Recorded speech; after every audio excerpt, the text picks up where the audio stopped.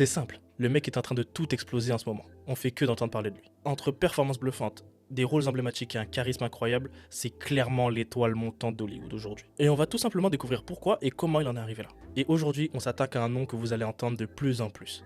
Vous l'avez vu dans le titre, c'est Aaron Pierre. That's Mufasa. On y reviendra sur celle-là. Alors que vous soyez fan de séries, de cinéma ou simplement curieux, restez bien jusqu'à la fin parce qu'on a beaucoup de choses à voir ensemble. Et comment ils vont ? Bienvenue sur ma toute première vidéo sur cette chaîne. Ici, on va parler de ces personnalités qui sortent de l'ordinaire, qui marquent l'histoire ou qui ont juste un parcours hors du commun et inspirant. Alors je sais, le concept il existe déjà, je vais pas réinventer la roue, c'est juste que j'adore justement ce type de vidéo là, j'en consomme énormément et ça fait des années que j'ai justement envie de me lancer. Alors c'est parti. Et vu que c'est ma première vidéo, je compte sur vous. Likez, commentez, abonnez-vous et n'hésitez pas à me dire ce que vous pensez de ce format en commentaire. Comme vous le savez, ça va énormément m'aider à me lancer dans cette aventure et n'hésitez pas justement à me dire ce que vous en pensez pour que je puisse vous proposer du meilleur contenu à chaque vidéo. Maintenant que j'ai dit tout ça, il reste plus qu'à nous lancer dans l'univers de Aaron Pierre. Aaron Stone Pierre est un acteur britannique né le 7 juin 1994 à Brixton, Londres, Angleterre. Il a grandi à West Croydon, une banlieue sud de Londres. Et qu'est-ce qui sortait justement cette année-là, quelques mois après sa naissance ? C'est l'histoire de la vie. Bon, de là à parler de destin, on n'est pas encore là. Commençons par le commencement. D'origine jamaïcaine, curassienne et sierra-léonaise, ses parents sont très discrets, mais on sait que son père est acteur.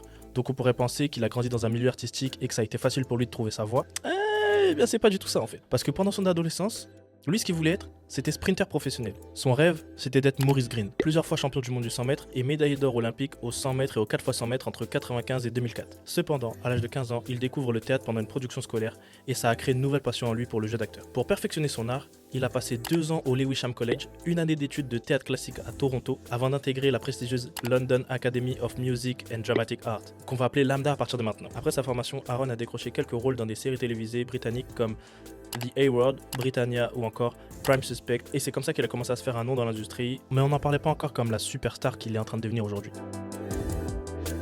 Il se fait un petit peu remarquer en incarnant Dave Ham dans la série de science-fiction Krypton entre 2018 et 2019. Et en parallèle de son rôle dans Krypton, il n'a pas oublié son amour pour les planches et le théâtre. En 2021, il monte sur les planches pour jouer Cassio dans Othello. Et c'est notamment pendant une des représentations de Othello que tout va changer pour lui. Il y a un gars, Barry Jenkins, un réalisateur américain qui venait juste voir son pote André Holland avec qui il a réalisé Moonlight, et accessoirement il a eu un Oscar pour ça, et ben il a remarqué la performance et le potentiel de Aaron. Et le truc c'est que ça s'est pas arrêté là. Il lui a juste envoyé un message sur Twitter après pour lui dire qu'il avait kiffé sa performance et qu'il voulait bosser avec lui. Et qu'est-ce qui s'est passé ? Tiens, quelques jours après, Aaron reçoit une audition pour The Underground Railroad. Et pour ceux qui l'ont pas vu, c'est une mini-série basée sur le roman de Colson Whitehead, qui au passage a gagné un Pulitzer pour ça, et ça raconte l'histoire de plusieurs esclaves qui sont en fuite dans les années 1850. Son rôle de César est acclamé et lui vaut une reconnaissance critique internationale. La même année, il apparaît dans Old de Shyamalan, le réalisateur notamment de la trilogie Incassable, Split et Glass. C'était un film ambitieux et un peu particulier comme d'habitude avec Shyamalan, mais si je dis pas de bêtises, il a pas vraiment eu le succès espéré. Entre 2021 et 2024, j'ai pas trouvé grand chose, mais je pense que c'était un peu normal avec la situation avec le Covid et Hollywood, etc. Mais bon voilà. Donc là maintenant, on va se demander comment on passe d'un succès critique à un succès interplanétaire.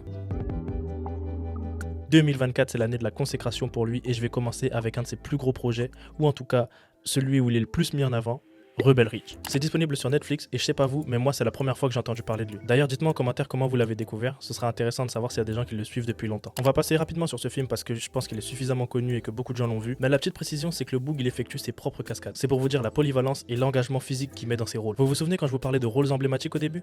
Et ben là on arrive en plein dedans parce qu'en février 2024, accessoirement le mois où on célèbre l'histoire noire à travers le monde, est sorti Genius MLK X, où il incarne rien de moins que Malcolm X en fait. Avec lui, il y a Kelvin Harrison Jr. qui prend le rôle du Dr. King. Aaron a expliqué que pour lui, c'était son rêve ultime en tant qu'acteur et qu'il était extrêmement nerveux au moment où il a reçu la nouvelle qu'il était pris pour le rôle. Il faut savoir qu'il a énormément travaillé pour ce rôle parce qu'il a passé beaucoup de temps avec un coach vocal pour travailler sur sa prononciation, mais il a aussi pris du temps pour travailler sur son physique. Là où il y avait un autre défi pour lui, c'est qu'il devait succéder à une de ses idoles, qui est clairement une icône planétaire, j'ai nommé Denzel.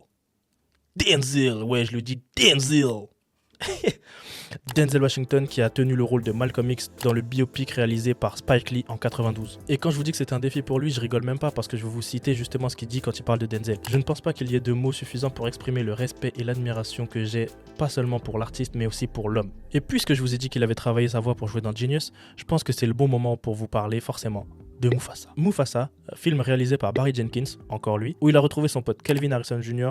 qui lui donnait justement la réplique en tant que Martin Luther King. Et il a tellement travaillé sa voix que, je cite, ma voix faisait des choses que je n'imaginais pas qu'elle puisse faire. J'ai atteint des notes que je pensais ne pas être à ma portée. J'espère juste que les images de moi en train de chanter ces chansons ne sortiront jamais parce que j'utilise toutes les techniques que j'ai apprises, comme la technique de lancer la balle de baseball. Alors pour ceux qui connaissent, n'hésitez pas à expliquer en commentaire c'est quoi la technique de lancer la balle de baseball. Ah oui, et puis je vous disais juste avant qu'un de ses défis c'était de succéder à Denzel Washington pour le rôle de Malcolm X. Cette fois pour Mufasa, il a pris la suite de James Earl Jones, qui est aussi un très grand acteur noir américain. Et puisqu'on parle de Mufasa, on arrive au moment que tout le monde a vu, le moment où tout le monde a entendu parler de lui. Entre les meufs qui regardent la vidéo en boucle et les mecs qui se demandent pourquoi on entend cette musique partout. Ah, puis vous savez quoi? Je vais juste vous laisser une dernière fois regarder son entrée au Jennifer Hudson Show. Aaron, Pierre, that's Mufasa.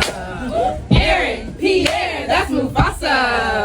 What? Aaron, Pierre, that's Mufasa. Get it, Aaron, Pierre, that's Mufasa. Get it, Aaron, Pierre, that's Mufasa. Aaron, Pierre, that's Mufasa. Get it, Aaron, Pierre, that's Mufasa. Go, Aaron, Pierre, that's Mufasa. Say it again. Aaron, Pierre, that's Mufasa. Aaron, Pierre, that's Mufasa.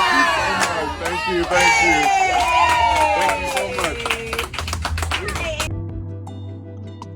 Bon, maintenant qu'il a fait tout ça, tous les plateaux télé, tous les talk shows américains, c'est quoi la suite? Il a rejoint le casting Marvel du reboot de Blade avec Mahershala Ali, un autre acteur qui serait très intéressant à étudier. Mais bon, perso, j'attends de voir s'il va vraiment sortir un jour ce film parce qu'avec tous les retards et tous les reports qu'il y a eu, Aaron est également pressenti pour aller de l'autre côté et passer chez DC pour jouer John Stewart aka Green Lantern dans la série Lantern de HBO. Plus que jamais sur les traces de Denzel Washington, aussi bien dans ses choix de rôle forts pour la culture qu'en tant que mec sexy pour la gente féminine, Aaron Pierre est conscient du rôle plus global qu'il endosse en tant qu'acteur noir en 2025. Il a clairement l'air d'avoir les épaules pour supporter de devenir une figure inspirante.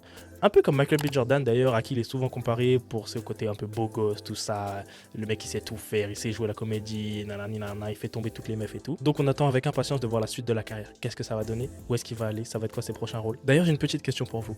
Est-ce qu'avec ces deux-là, on peut imaginer un duo aussi iconique et historique que Denzel Washington et Samuel L. Jackson? Et dans ce cas, c'est qui Morgan Freeman dans cette histoire? Je vous laisse me le dire en commentaire.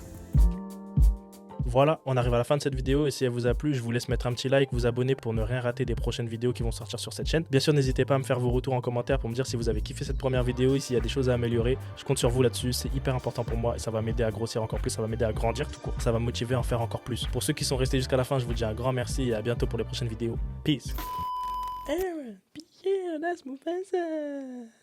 Aaron, Pierre, that's Mufasa. Aaron, Pierre, that's Mufasa.